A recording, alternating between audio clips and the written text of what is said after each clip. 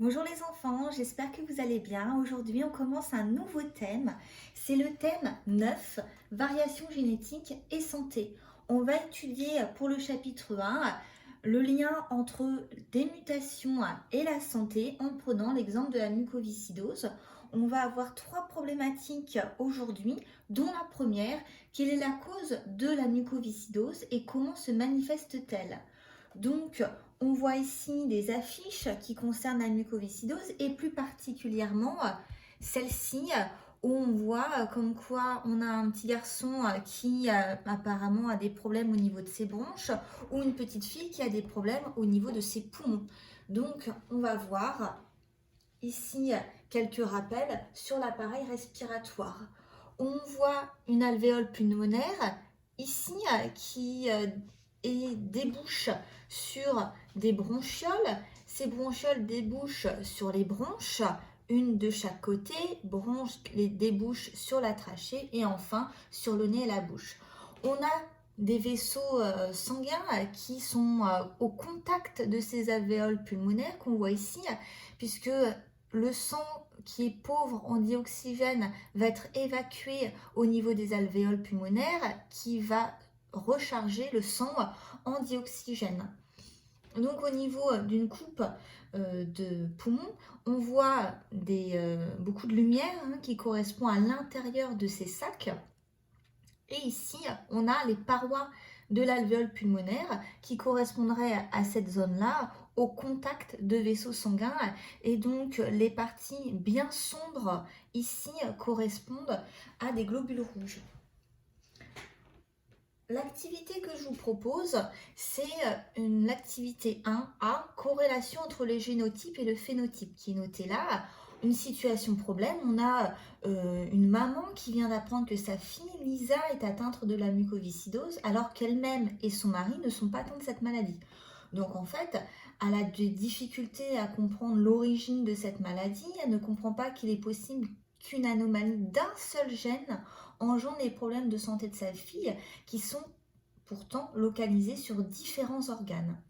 Donc la consigne, c'est à partir des documents et de vos connaissances, démontrer qu'il est possible que différents organes soient touchés à cause d'une anomalie d'un seul gène. Pour cela, vous avez différentes ressources, 4 documents, des lames de poumon sains et d'une personne qui est atteinte de la mucoviscidose et 2 logiciels Génigène et Rastop. Vous devez comprendre l'origine de la mucoviscidose, utiliser différents documents et vérifier vos hypothèses avec Génigène et Rastop, organiser des informations dans un document et faire votre travail seul et savoir ce que vous faites et pourquoi vous le faites. Alors je vais vous montrer l'activité tout de suite. On a ici l'activité où on retrouve ce qu'il y a précédemment indiqué. Je vous ai fait ici un screen du logiciel Génigène avec les informations les plus pertinentes et également un tableau ici qui s'appelle le code génétique qui associe pour les nucléotides de l'ARN messager les acides aminés d'une protéine. Ici, vous avez également un screen du logiciel Rastop où on a mis en évidence différents acides aminés ici et là. Donc, en fait, c'est une toute petite partie d'une protéine qui est synthétisée par l'expression du gène qui est muté chez Lisa. Et ici, donc, j'ai mis en relief 2 acides aminés plus particulièrement. Donc, on voit comme quoi déjà il y a une différence. Je n'en dirai pas plus. Le document 1 avec les organes affectés par la mucoviscidose. Le document 2, on voit les glandes de l'épithélium pulmonaire.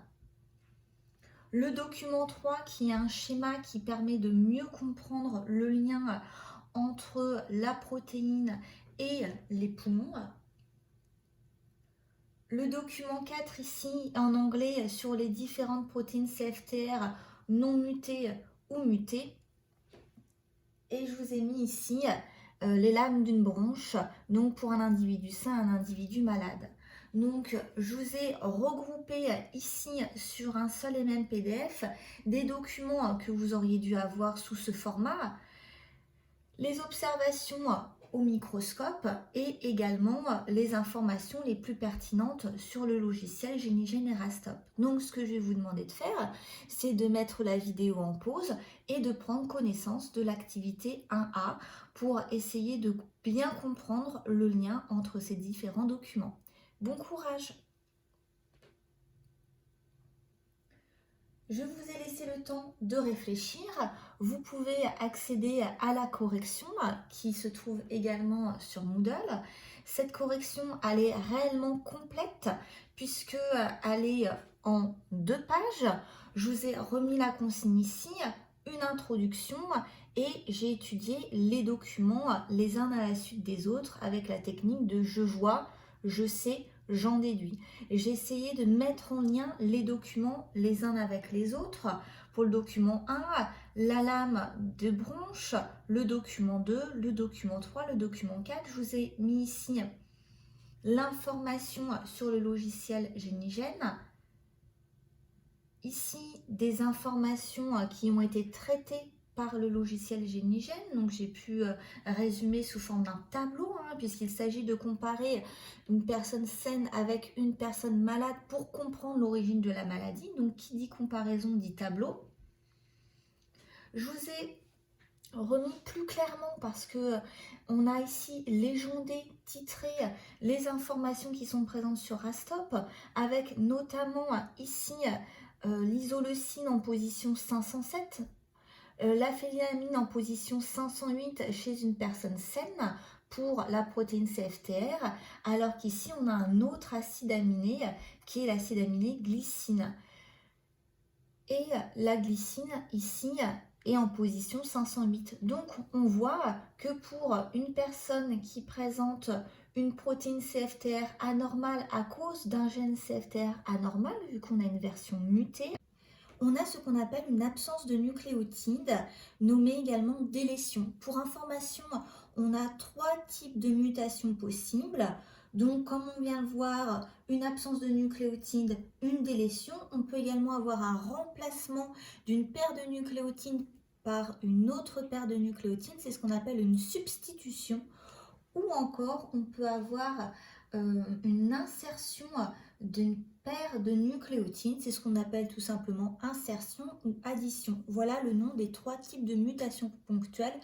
Ce qui m'intéresse plus particulièrement, bien entendu, c'est la conclusion de l'activité, la comparaison entre Lisa et une personne témoin, et également un bilan de l'activité qu'on peut retrouver sur le diaporama. Ici, où on voit le phénotype macroscopique, c'est-à-dire les caractères observables aux différents organes de Lisa, est dû au mucus qui est anormalement épais, sécrété par les épithéliums, et plus particulièrement les épithéliums au niveau du nez et des poumons. Donc ça correspond au phénotype cellulaire, vu qu'un épithélium c'est un tissu, donc une association de cellules. Le mucus est anormalement épais à cause d'une protéine qui est enchâssée dans la membrane plasmique au niveau de l'épithélium des poumons et qui empêche les ions chlorure de sortir vers l'extérieur, et donc le mucus est très épais. C'est le gène qui code cette protéine qui a été mutée, causant donc un allèle anormal présentant 3 délétions. C'est ce qu'on a pu voir sur GeniGen. Le gène défaillant chez Lisa est exprimé à plusieurs endroits dans le corps afin de synthétiser la protéine CFTR. Et c'est parce que le gène est exprimé à différents endroits qu'il engendre des problèmes sur différents organes de Lisa, ce qui permet de répondre à la maman. Ici, vous avez le lien entre le génotype qui correspond pour un gène donné aux allèles qui sont présents. Donc Lisa a 2 allèles mutés, et le phénotype qui se décline à 3 niveaux, le phénotype moléculaire, cellulaire, macroscopique. Donc phénotype moléculaire, c'est l'expression du gène, c'est donc une protéine. Le phénotype cellulaire, ce sont les cellules de l'épithélium, et le phénotype macroscopique, c'est donc l'ensemble du système respiratoire qui va être altéré contrairement à une personne témoin. Donc, comme bilan, la mucoviscidose est une maladie fréquente qui est provoquée par la mutation d'un seul gène. Seuls les homozygotes pour l'allèle muté sont malades, c'est-à-dire qu'il faut posséder 2 allèles anormaux pour développer la maladie. Le phénotype malade comporte des aspects macroscopiques qui s'expliquent par la modification d'une protéine. Pour résumer l'activité, ici vous avez un schéma bilan du lien entre le génotype et le phénotype d'une personne atteinte de la mucoviscidose et les différents traitements possibles. Lorsqu'on a 2 personnes qui sont porteurs sains, eh ben, le risque est de 25%, c'est-à-dire que les porteurs sains ont un allèle normal, un allèle muté, et grâce à un tableau de croisement qu'on reverra par la suite, eh ben, il y a un risque, et non une chance, un risque sur 4 d'avoir un enfant malade. Dans ces cas-là, ça touche bien le génotype.